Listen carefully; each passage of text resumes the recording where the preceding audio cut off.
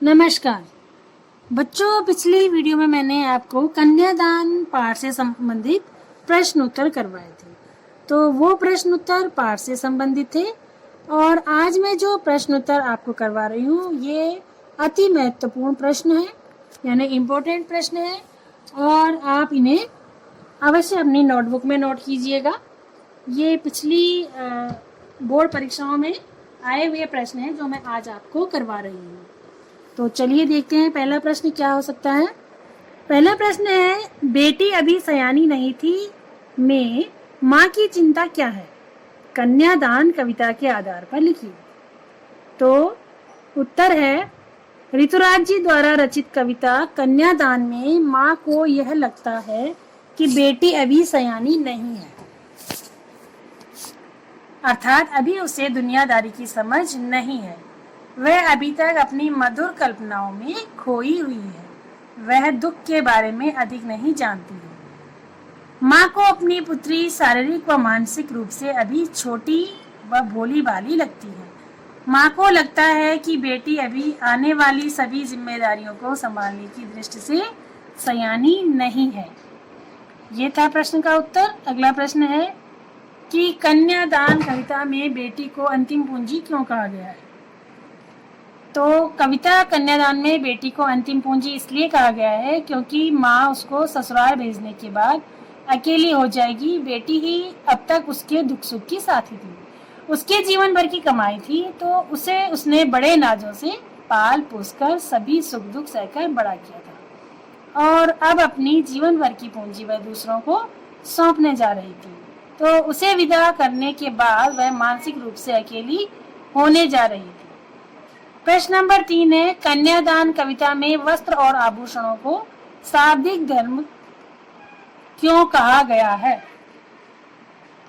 उत्तर है, कवि ऋतुराज द्वारा रचित कन्यादान कविता की इस पंक्ति में माँ अपनी पुत्री का कन्यादान करते समय उसे सीख देती हुई कहती है कि वस्त्र और आभूषणों के शाब्दिक भ्रम में मत फंसो।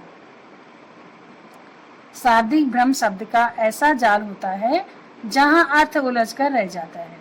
ऐसे ही स्त्री वस्त्र आभूषण पहनकर लोभ में आ जाती है। शाब्दिक भ्रम का मतलब होता है कि बातों में दूसरे को बेवकूफ बना देना, है ना, शब्दों में, यानी बिना कुछ किए सिर्फ बोल करके आप किसी की बातों में आ जाते हैं। तो जो वस्त्र और आभूषण है वो भी कुछ इस तरह का ही लोभ होता है। वास्तव में ये वस्त्र आभूषण उसके लिए बंधन है। इन्हीं के माया जाल में फंसकर वह अपना अस्तित्व तक भुला बैठती है और अपने लक्ष्य से भटक जाती है। अगला प्रश्न है, कन्यादान कविता में माँ ने बेटी को किस प्रकार सावधान किया? अपने शब्दों में लिखिए।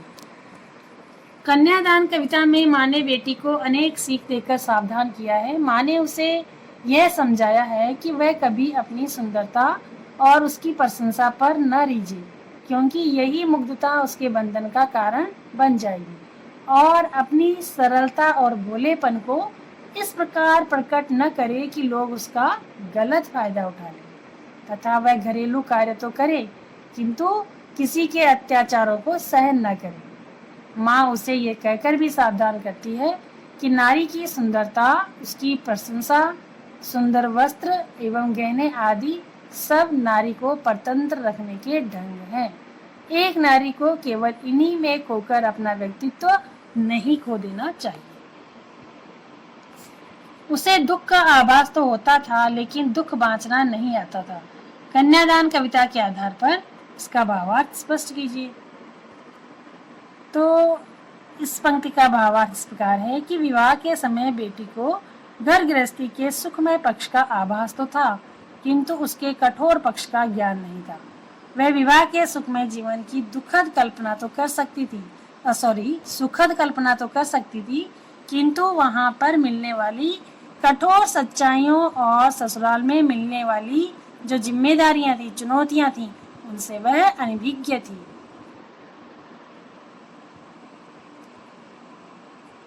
कन्यादान कविता में माँ ने बेटी को क्या क्या सीखें दी? तो कवि ऋतुराज जी की कविता कन्यादान में माँ ने अपनी बेटी को अनेक प्रकार की सीखें दी हैं। वह अपनी पुत्री को सशक्त और नए परिवेश की जिम्मेदारियों का सामना करने के अनुकूल बनाना चाहती है। पहला है कि वह अपनी बेटी को परंपरागत सीख से हटकर जीवन के वास्तविक संघर्ष से परिचित कराती है।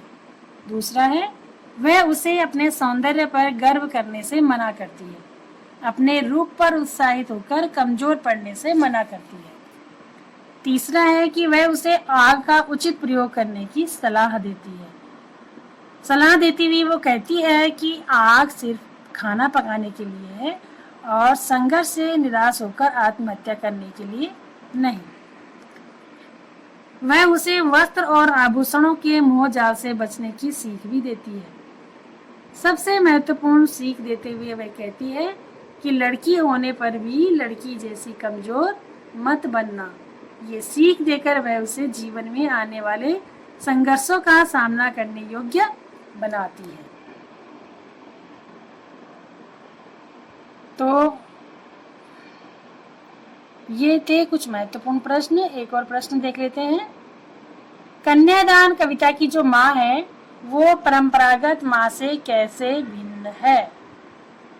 तो कन्यादान कविता की माँ परंपरागत कविता की माँ से भिन्न है। कैसे? क्योंकि परंपरागत माँ के हृदय में भी अपनी लाडली बेटी के लिए ममता समाहित थी, किंतु उस समय के परिवेश के अनुसार माँ बेटी को जीवन से समझौता करते हुए स्वयं को ससुराल के अनुसार ढाल लेने की सीख देती थी और त्याग का जो पाठ पढ़ाती थी उसमें शोषण के विरुद्ध आवाज न उठाकर सहनशील बने रहने की नसीहत तथा कठोर सच्चाइयों व चुनौतियों के आगे समर्पण कर देने का संदेश निहित होता था। किंतु अब परिवेश बदल गया है और युग की मांग के अनुसार कविता की माँ बेटी को ससुराल में अपने व्यक्तित्व को न खोने से बचाने की सीख देती है और साथ ही उसे शोषण को न सहने, लुभावने शब्दों से सचेत रहने, पोशाकों आभूषणों में ही मुग्ध न रहने तथा कभी जीवन से निराश न होने का संदेश भी देती है। माँ की जो सीख है उसमें समाज की कौन सी कुरीतियों की ओर संकेत किया गया है?